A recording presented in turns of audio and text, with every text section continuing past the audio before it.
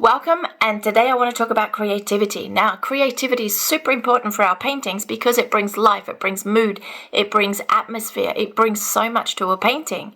Yet there is an issue, and that is that when we're tied up in the painting process, we're either focusing on our technique or distracted by our subject.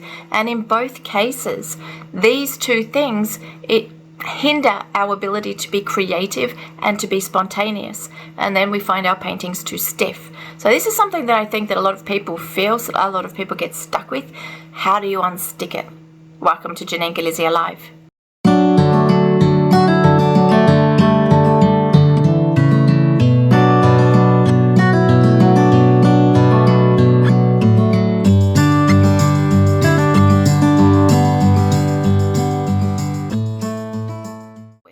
And I think one of the most important things for an artist, particularly one, regardless of your level, particularly someone who wants to progress, and that is, how do you unstick yourself when you find yourself stuck with a problem?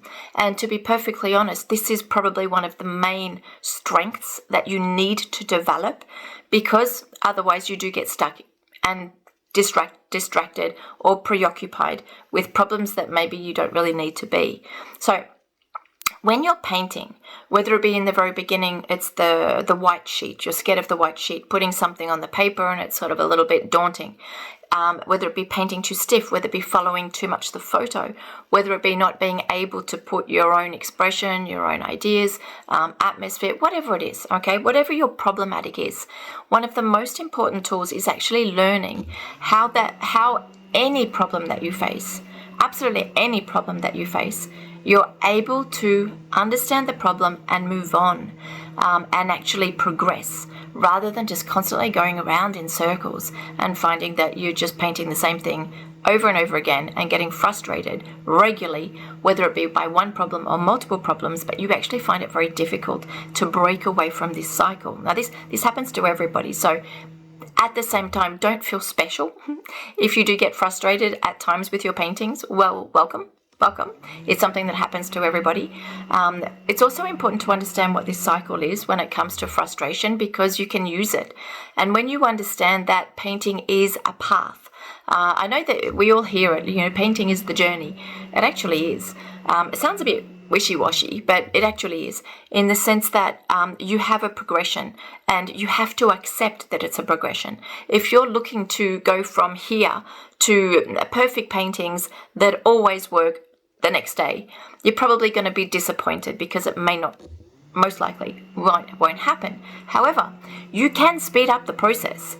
You can actually accelerate things so that if you are stuck with something, you are able to advance faster, and I would say also avoid those low moments when we feel we're kind of sinking by repeating the same problems and just feeling frustrated after issue and problem that we're unable to unstick ourselves from.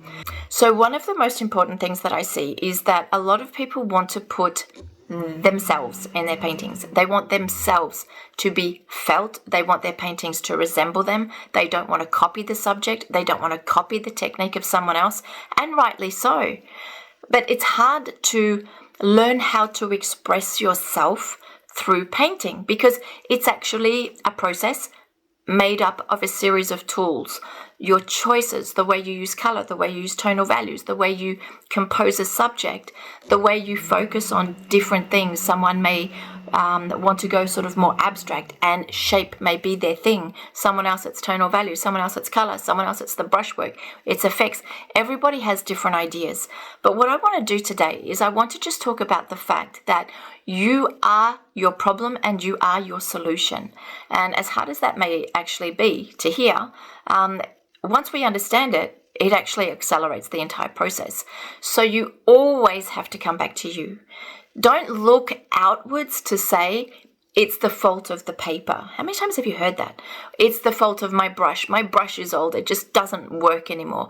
Or I don't like painting with these colors. These colors are no good. They're too opaque. They're too transparent. They're too colorful. They're too whatever. And these things aren't really the case. Okay, so anybody if you can paint well, if you know what you're doing, if you have confidence in your ideas, you'll be able to master anything. I actually painted a painting a couple of months ago. I was in New Zealand and I didn't have my brushes. I actually went to a makeup shop and I bought eye makeup brushes. And I can tell you what, they're brilliant. So, you can be creative with the tools that you're using. And the message today is go out of the box.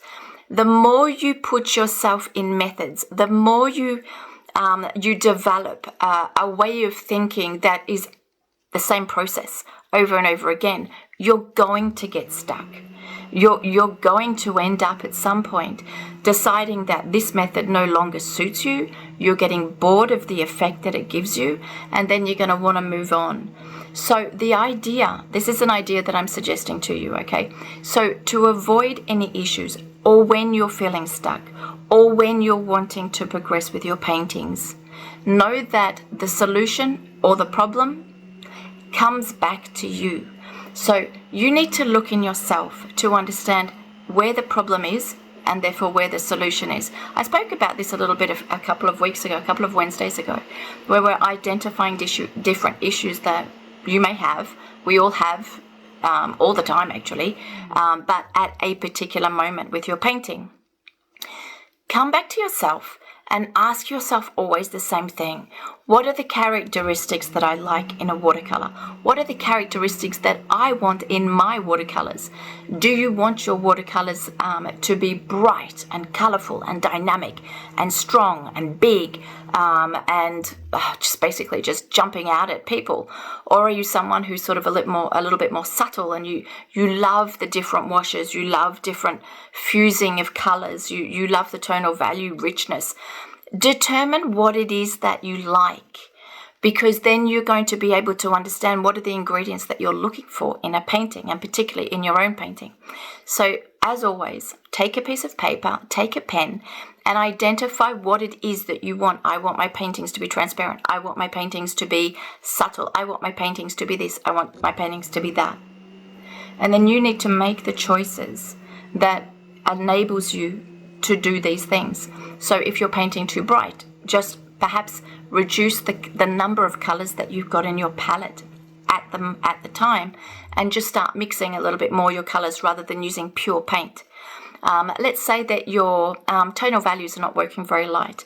When you have a problem with tonal values, you're going to see that your shapes kind of look flat, that you don't have an effect of light and shadow. Often your atmosphere is also a little bit weaker. And when you see this, just stop painting with different colors. Paint monochrome. Just start doing a few monochrome sketches just to force yourself to focus on tonal values without the distraction of color. Now, we've been through all of this before, and I know that this is something that, honestly, whether you're a beginner, you're an intermediate, or you're a professional, this is the sort of process that we all go through, and it's the same process that will come back and re-emerge months later or years later, but just on a different level. So we're always faced with the same sort of problems. Come back to yourself and then focus on something else, okay? This is the second part that I wanted to give you today. Go outside of the box. Go outside of the box and try to play. Try to experiment. Try to look at how you can do things a little bit differently than what you were doing before. Because if you're wanting to progress, ideally, you're not just repeating what you were doing before. You're actually going into that uncomfortable zone, experimenting, trying, doing new things. And that's where you're going to get something new. So you need to go back to yourself. You need to go back to something, whether it's, let's say, improving those tonal values. So maybe I'm going to change my brushes. I'm going to be focusing on tonal values and not color, so I'm going to be reducing my palette. Maybe I'm going to change the size of my sheet. I'm going to change something. I'm going to change something which is going to force me to do something different, to focus on something new. Don't change everything. Just change one major factor. Change the dominant color that you're using. Change that. Change your brushes, or change your paper, or change the format, the size of your paper. Change something. Destabilize yourself a little bit, just with one thing, because if you destabilize yourself completely, we can often end up in that sort of anything goes territory, and that's not really where you're going to want to be, because that's not necessarily where you actually productively progress.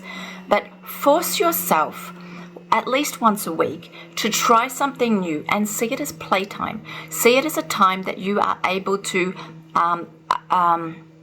give yourself a moment to say, this is my playtime. Every Tuesday morning is where I'm going to take 2 hours to paint, but I'm going to focus on my weakness at the moment is tonal values. So I'm going to see how I can do something new with my tonal values. Maybe I'm going to change my subject. Maybe I'm going to change my paper, my brushes, my paint, just like we just said. But I'm going to change something, because otherwise I'm just going to repeat what I already do and what I already know. So I'm going to get the same result.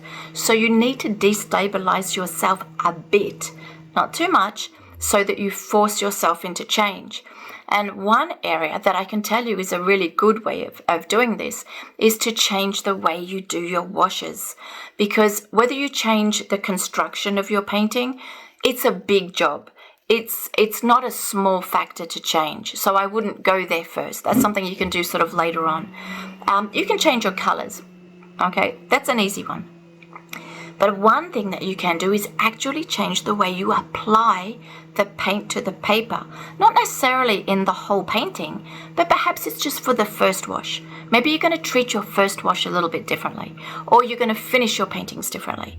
Try and find some aspect that you can do differently that's going to force you to go out of the comfort zone, but in a way that's still comfortable, not so different that you're basically going to lose control and feel like that, you just don't know what you're doing, because that's not productive at all, and it actually may just get you frustrated. So one thing that I'm going to do this week, which is my live course, which is the 18th of August 2025, is to focus on layering washes, because we do have different ways of painting. Some people do washes, then they let them dry. Some people will do a wash, or let's say just even add water to the paper and then add paint and paint within the wet wash. Other people build on their washes. These are all different kinds of methods, and maybe you use multiple kinds of methods already, which is good, because different kinds of methods for washes gives you different kinds of effects. And the idea in a painting is to create a richness. You don't want to repeat the same sort of color. You don't want to repeat the same sort of tonal value contrast everywhere. You don't want to repeat the same sort of definition in all your shapes. And you do not want to repeat the same sort of treatment of washes in every single area of the painting. So the variety, as they say, the spice of life, but also the spice of a painting, will allow you to create something different, create something new. And layering washes in, let's just say, a hierarchy sort of shape, a hierarchy sort of sense, meaning that we put certain colors first, certain colors second, and if you want, even certain colors in a third wash, and you use your washes differently, you're going to create a different visual aspect to your paintings. Now, we can say, yeah, but I don't really want to change my paintings. My paintings are fine the way they are. It's just that I think that they're just a little bit boring for the moment, but I don't want to change everything. This playtime that I'm suggesting that you do goes further than that. It will encourage you. It will give you different ideas. It will help you experiment. And so you're going to learn new things. You're going to discover new things. This is what playtime is for. And then when you discover, oh, wow, I love the way that I can paint these washes. It gives a really great effect. I can then use that kind of wash in my paintings to create that sort of effect when I want it. You don't have to use it in every painting. You don't have to use it all the time in every painting. You're experimenting to basically add more techniques, more ideas, more experiences in the basket of watercolor that you have to be able to do new stuff. And maybe it's just so that in certain subtle areas of the painting, you start painting them differently. Or maybe it's when I'm doing my focal point. Now I've got an idea, I'm doing it a little bit differently. I can see that that's enhanced that work. So going out of the box doesn't mean you have to reinvent your entire painting process, but it can give you just a little bit of an extension on the comfort zone where you're able to voyage out, to experiment, to discover new things that you can then use to perfect or to enhance different areas of your painting. So you're gradually creating more originality. You're gradually creating paintings that start to resemble you because you start to have your own ideas in them rather than just following the ABC method that perhaps you learned somewhere, you saw somewhere, or even you yourself you developed that eventually you get bored of. And there's nothing worse than a bored artist. So I encourage everybody. I do this with my students. I do this with everybody. Gain confidence in being you. Accept that you is fine and you are perfect for your painting. So don't think that your ideas are bad. Don't think if you do things differently, it's automatically not as good as someone else's. You need to give yourself the time to play, the time to experiment, the time to develop. And then maybe at the end of that, you'll discover something that you're going to use. Don't expect it to happen tomorrow. Maybe it will take a week. Maybe it'll take a month. Maybe it'll take a year. But that's what progress is. So progress is that work in progress. It's uncomfortable. It's testing. It's experimenting. But you have to do it a little bit. So accord yourself a day. Give yourself a day, a time that you're able to do this with no stress of performing, of getting the best painting. And just change a little bit. Don't try and change everything. And see where it ends up with. Because I can promise you, when you start doing this regularly, your paintings improve regularly. And not only do they improve, they become actually more personal. And you start to appear in your paintings because your work starts to be different from everyone else's. And so this is something that I think is an absolute strength to anybody. Really doesn't matter what level of painting that you're at. When you have paintings that are personal, which you can see actually comes from the artist, they have ideas, they have their method, they have their, whatever it is they're trying to express, the painting is stronger. So if you want to improve your paintings, honestly, give it a try. I'll see you next week. Take care. Happy painting.